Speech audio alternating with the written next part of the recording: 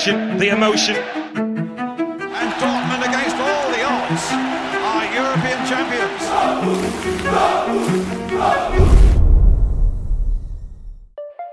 Welcome to Believe in Borussia, your Borussia Dortmund podcast on the Believe Podcast Network, episode number 11 coming to you right now. Thank you for tuning in. We have a variety of things today to discuss, and we will take the signing of our new goalkeeper, Gregor Kobel, as a launchpad to look back at some of the most iconic goalkeepers in Borussia Dortmund history. Let's start out with some Gio Reyna news.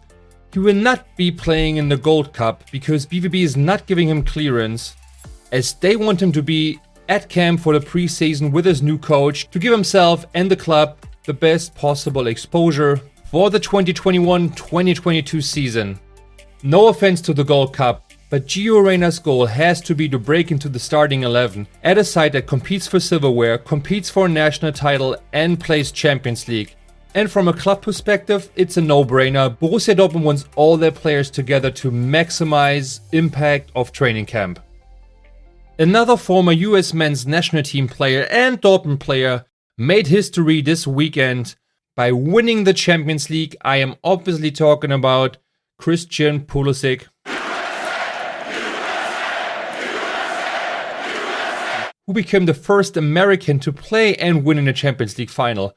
The first American to actually win a Champions League final, while that honor goes to Jovan Kirovski, who won the Champions League in 1997, and you guessed it, as a member of the squad of Borussia Dortmund.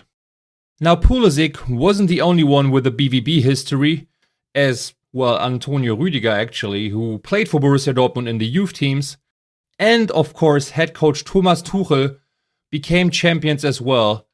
And Tuchel is now, after Klopp, the second coach that took the road from Mainz to Dortmund to Champions League, which made a lot of pundits, and obviously Mainz, point that very fact out. Now, while Mainz is being rightfully praised, I have to say we gotta give some credit to Borussia Dortmund as well.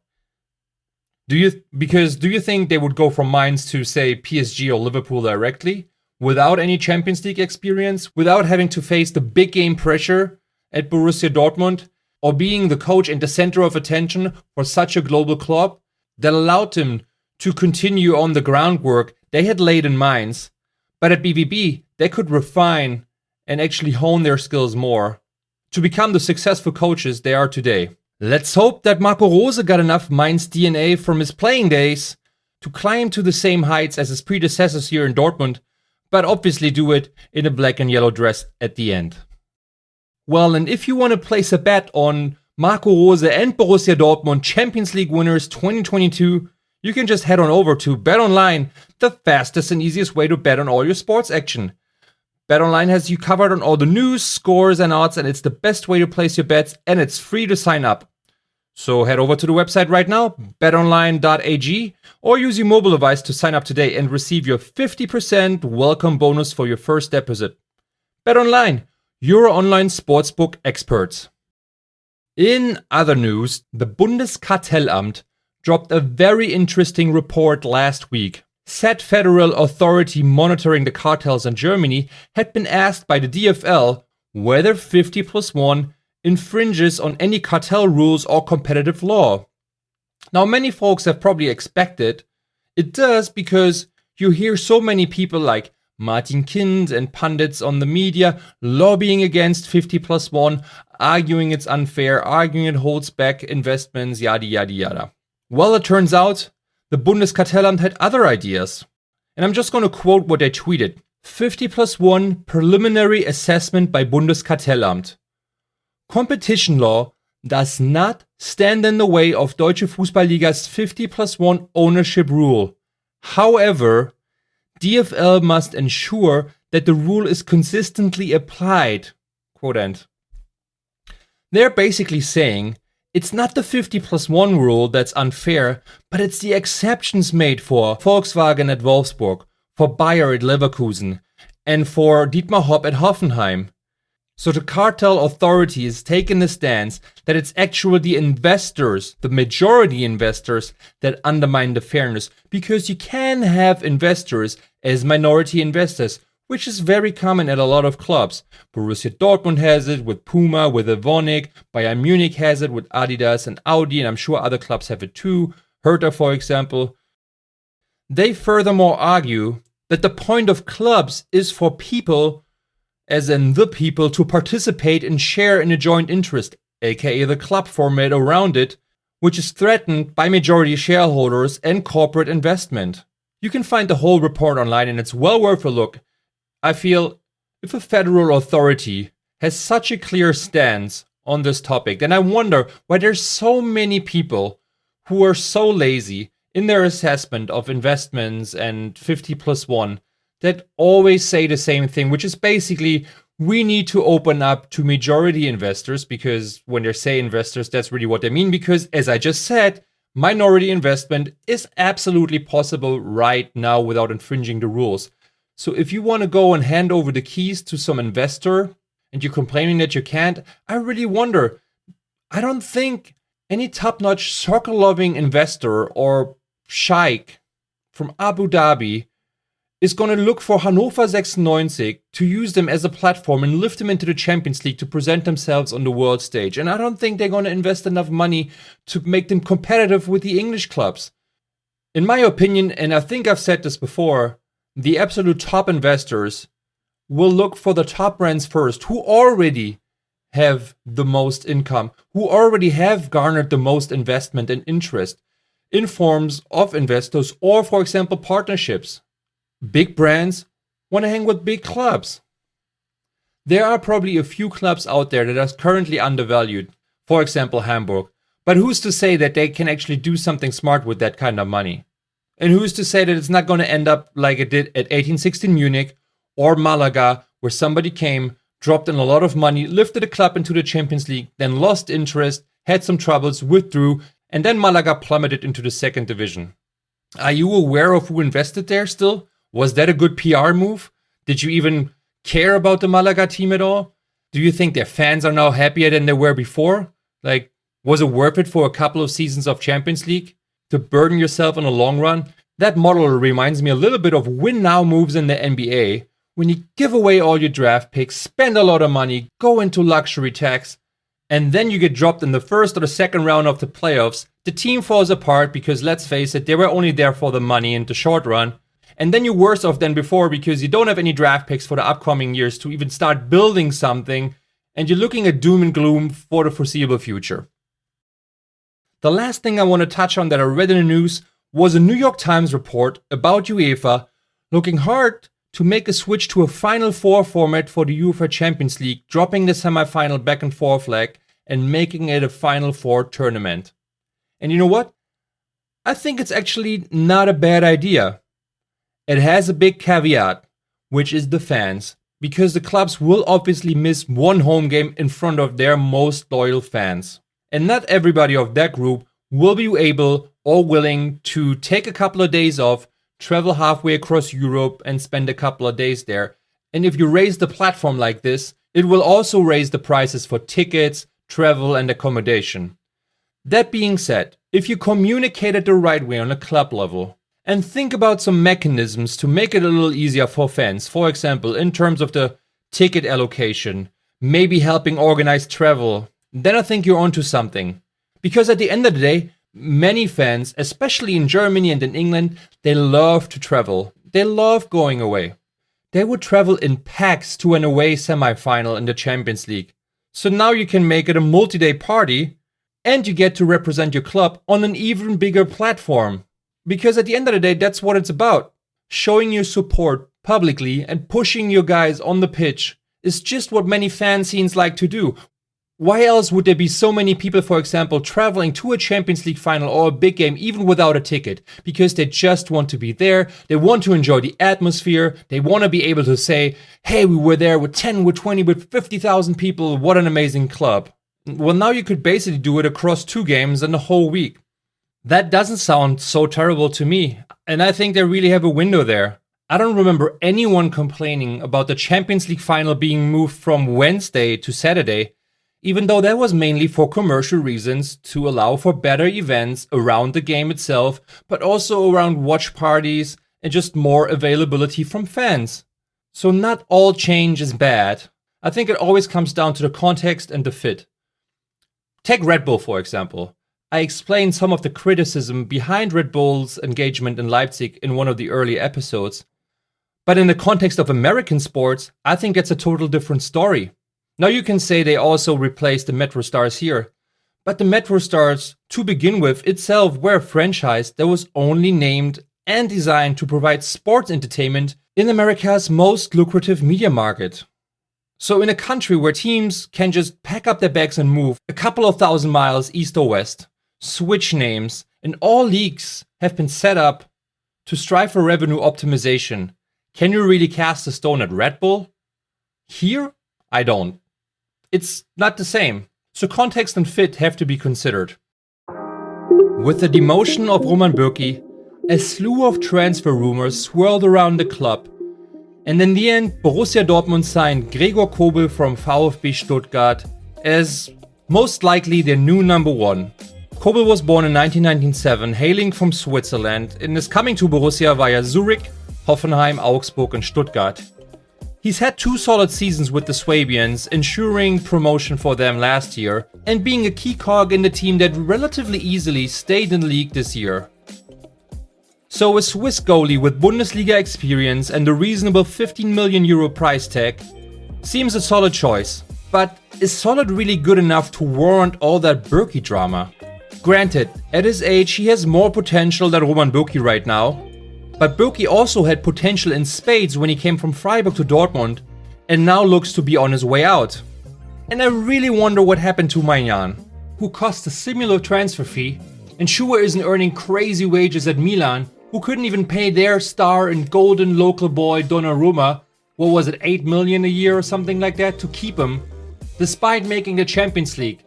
So I think if push came to shove, and there was real interest, they could have made it work financially. And the former Lille goalkeeper had arguably the more impressive season, and is only slightly older but much more proven on a high level and also much stronger in the air, which is a key weakness at Borussia Dortmund, which logically they wanted to address making a change like that. So at the end I hope it was just down to Maignan's camp not showing sufficient interest, then rather something ludicrous like Borussia Dortmund, for example, not wanting a goalkeeper that doesn't speak German. That's a rumor I've heard and I find it mind-boggling. I'm sure he has some basic English skills, and he can pick up the German words for left, right, come back within a few lessons.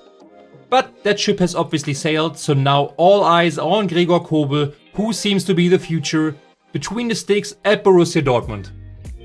Gauging from reactions within the BVB fan scene, the signing of Gregor Kobel seems to have been met with mixed reviews. While many fans argued for a change at the goalkeeper position, it seems that many fans also had very unrealistic expectations of who we would be able to sign and who we would actually get. But I personally think Borussia Dortmund doesn't need a world-class uber goalkeeper. The club has done incredibly well when it has someone in goal that commands respect in the locker room and stands out through his hard work and consistency rather than his potential ceiling. The lack of perceived consistency is what also brought down Roman Bürki, who has reflexes like a cat on speed at times, but then mixes in an occasional blunder and does not perform consistently well and has some issues in the air. Considering 30% of goals come from set pieces and dead ball, that's obviously a problem.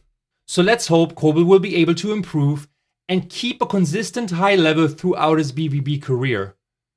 To show you what kind of goalkeeper I'm talking about, I will take you all the way back to BVB's first golden era in the 1950s with Heinrich Kwiatkowski. Kwiatkowski was between the sticks for the legendary back-to-back champions of 1956 and 57, and he amassed over 300 games for Borussia Dortmund. He was a very good goalie that was respected throughout the land and had won the 1954 World Cup as Germany's number 2, garnering 4 caps in total for the DFB. He also rose to form in BVB's first arrays into European soccer in memorable games against Manchester United and Milan, holding on to a 1-1 at home and preventing a record loss in the away defeat. He was deemed a calm and level-headed character that was uncompromising in the air, earning himself the nickname Heini Fists. Kwiatkowski moved to a backup role around 1963 before retiring in 1966. He stayed at Borussia until his death as a member of the Elder Council. His successor between the sticks was even more down to earth. Hans Tilkowski, who joined Borussia in 1963, had an aversion for anything showmanship. He was a textbook humble worker, and Tilkowski's resolute no-frills play earned him admirers at the working-class coal and steel mill club Borussia Dortmund and throughout Germany. He won the DFB Cup with Borussia in 1965 and was voted Germany's Player of the Year in the same season, a very rare honor for a goalkeeper. He was also part of the World Cup runner-ups in 1966 as Germany's starting goalkeeper and was wearing the national team shirt for 39 times in total. But his biggest success was the win of the 1966 European Cup Winners' Cup. BVB declined in the late 60s and 70s, but began to resurge again in the late 70s and 80s, also thanks to some stellar goalkeeping. A certain Eike Immel had joined Borussia Dortmund's youth team in 1976 and was promoted to the first team in 1978. He went on to keep the BVB goal 247 times and was recognized as one of the biggest goalkeeping talents in the country. He debuted for Germany in 1980 and earned 19 caps throughout his career, being part of the squad that won the 1980 Euros, the 1982 and 86 World Cup runner-ups, and he was the starting goalie for the 88 Euro runner-ups for Germany. Immel left Dortmund for Stuttgart and was replaced by a certain Wolfgang Teddy de Beer, who was bought as the number 2, but was pushed into the spotlight by injury to the designated number 1, and in his first game for Borussia Dortmund against Bayern Munich, he held on to a point with great saves that earned him stellar reviews in the press and kept him his spot in goal. A few weeks ago, we actually had him on the show, and he shared with us a great story about a bold statement that he made to the club officials when they signed him.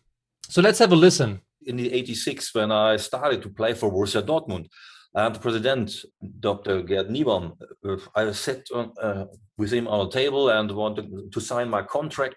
I had the pen in my hand, and suddenly he put away the contract, and he looked to me, and I wondered, and he said, "Why do you want to play for Borussia Dortmund?" And I said to him, "I want to win the championship with Borussia Dortmund." In this moment, when I told him this, nobody think about, because he was speaking about 86, we maybe go down in the second league.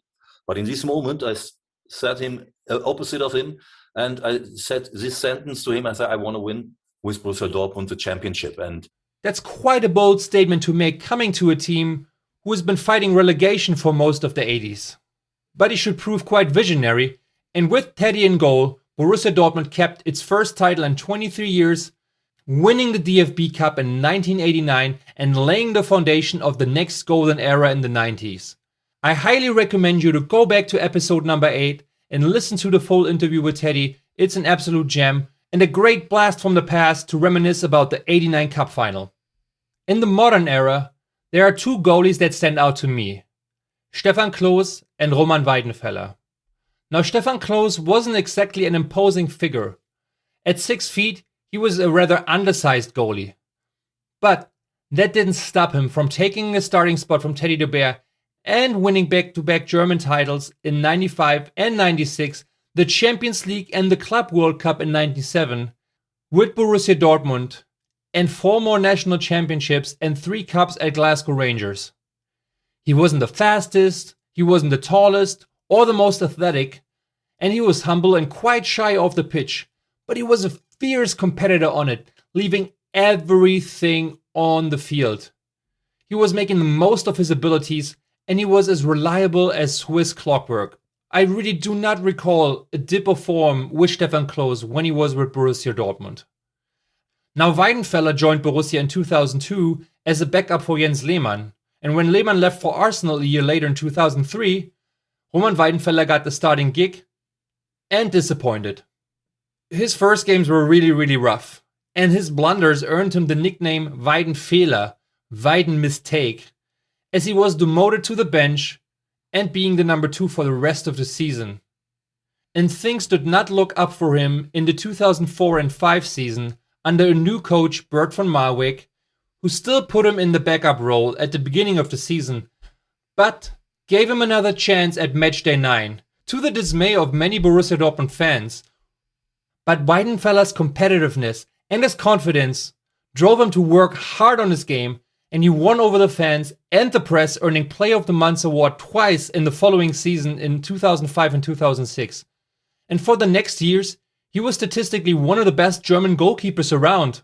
And again, Roman Weidenfeller wasn't the quickest, he wasn't the tallest or the most athletic goalkeeper, he had some issues with the ball at his feet, but he always worked on himself, and it got him out of a big hole early in his career and made him a reliable goalkeeper that guided the young defense of Mats Hummels, Neven Subotic, Marcel Schmelzer to back-to-back German championships, a cup win, and a Champions League final. And in 2014, his consistency on a high level in pressure situations, season in, season out, earned him a squad on the 2014 German World Cup champions. So the moral of the story? Borussia Dortmund doesn't need the most hype or talented keeper. The club certainly doesn't need a Kepa. And historically, Borussia Dortmund has had success with goalkeepers of high quality, but maybe not the highest of ceilings or stunning abilities. But they performed consistently week in, week out, and energized by the fans, they made the most of their capabilities without much ado about it.